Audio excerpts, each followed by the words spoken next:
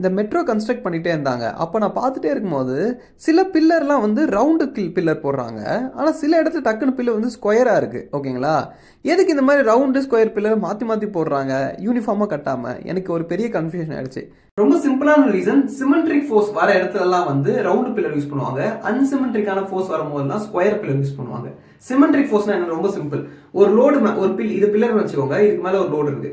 இதுக்கு மேல இருக்க லோடு வந்து கரெக்டா சென்டர்ல ஆக்ட் ஆச்சுன்னா, அதாவது இந்த டோட்டல் லோடு வந்து கரெக்டா சென்டர்ல வச்சிருக்கனால சென்டர்ல இந்த பில்லர் மேல ஆக்ட் ஆகும்போது எந்த ஒரு சைடு ஃபோர்ஸும் கிரியேட் ஆகாது. அந்த மொத்த ஃபோர்ஸும் நேரா கீழே டவுன்ல ஆக்ட் ஆகும்.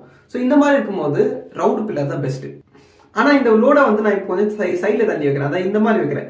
இந்த மாதிரி வைக்கும்போது இந்த வெயிட் வந்து டோட்டலா நேரா கீழே ஆக்ட் ஆகாம கொஞ்சம் சைடு இடம் ஆக்ட் ஆகும். அதாவது இந்த பில்லர் கொஞ்சம் பெண்டும் பண்ண ட்ரை பண்ணும்.